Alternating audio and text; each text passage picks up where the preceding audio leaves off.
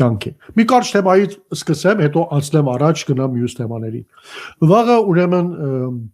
Հայաստանը այցելելու Միացյալ Նահանգների փոխնախագահ Ջեյ Վենսը դա բացառիկ այց է բնականաբար բոլորս էլ գիտեն, կարծում եմ կարելի ասել, որ Միացյալ Նահանգների ամենաբարձրաստիճան պաշտոնյան կարելի համարել, որ Հայաստան է այցելում անկախության շրջանից հետո, այսինքն նախագահի գործադիրի մակարդակի հետ ասենք։ Հիլարի Քլինթոնը կարծում եմ եկավ որպես պետքարտուղար, Նանսի Պելոսին եկավ որպես ներկայացուցիչների պալատի խոսնակ, բայց գործադիր իշխանությունից կարծում եմ փոխնախագահի մակարդակով սա առաջին այցն է, հետևաբար բավական, այդպես ասած, հետաքրքիր այց է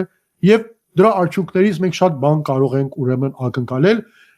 քանի որ դրանից հետո ինքը գնալու է, ասենք, Ադրբեջան։ Հիմա եթե առաջ Ադրբեջան գնար, հետո գար Հայաստան, կարելի էր ինչ-որ հույսեր ունենալ, որ Ադրբեջանից իր հետ կարող է ռազմագերիներ բերել, բայց քանի որ այս ուղղությամբ է գնում, հիմա չգիտեմ ինչ է լինելու արդյունքը, ամեն դեպքում։ Ես քիչ առաջ մեկ գրառում էի արել, այդ գրառումով կարծում եմ ամփոփեմ այս թեմայի մասին իմ վերլուծությունը։ 2024 թվականի հոկտեմբերի 23-ին Truth Social իր սոցիալական կայքում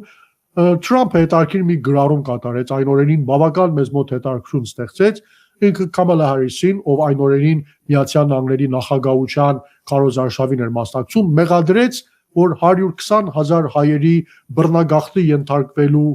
եւ կոտորածի ենթարկվելու պայմաններում ինքը ոչինչ չի արել, ոչ մի արձագանք չի ցուցաբերել։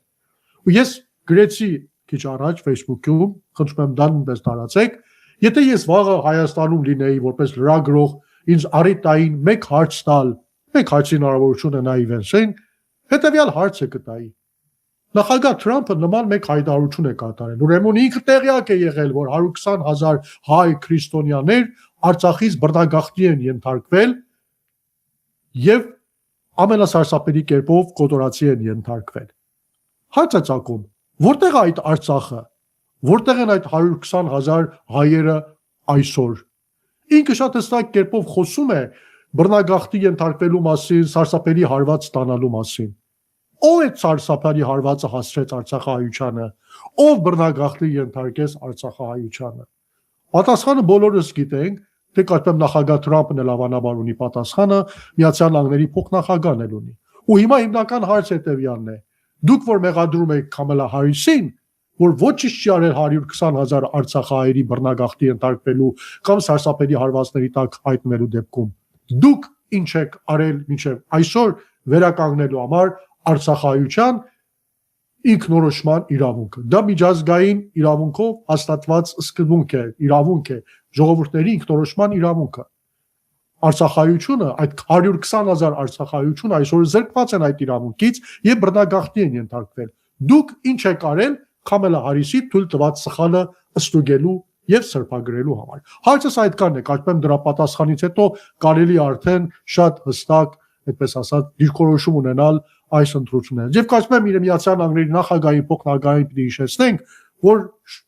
ամեն դեպքում իրենց ժամանակաշրջանը մոտենալու է ավարտին, հիմա մյուս տարվանից Միացյալ Նահանգներում արդեն պրայմերիզներն են սկսում եւ շատ արագ անցնում այստեղ մեզ մոտ այդ գործընթացները, աշկեք թերթում ժամանակաշրջանը անցել է նախագահության եւ նոր ընտրությունների սեմին են կանգնած։ Եվ իրենք կրկին հայկական համայնքի ձայների եւ աջակցության կարիք ունենան։ Եվ այդ աջակցությունը հաստատ իրենք չեն ստանալու Նիկոլ Փաշինյանին ծափահարելու համար։ Շատ հստակ թող իրենք իմանան, որ եթե որից է մեկը իրենց սխալ է ասել, որ Նիկոլ Փաշինյանի քայլերը վայելում է հայ ժողովրդի, Հայաստանի ժողովրդի աջակցությունը, իրենք սխալվել են եւ խաբվել են։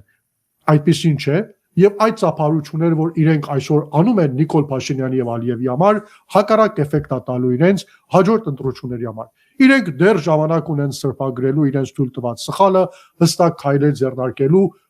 գոնե Արցախահայության իրավունքների վերականգնման ուղղությամբ։ Կապրենք, կտեսնենք եւ կսպասենք, այսպես ասած, կտրուկ քայլերի, որը հույսով եմ, որ չի ուշանա Միացյալ Նահանգների վարչակազմի կողմից, քանի որ ես հավատացած եմ Թրամփը անիմաստ բաներ չի ասում, եթե ասել է, հույսով եմ, որ իր խոստումի տերը կլինի,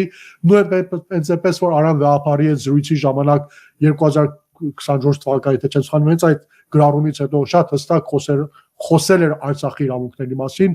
վստահ եմ, որ իր խոսքի տերը կկանգնի եւ այդ կապակցությամբ գործնական քայլեր կանի։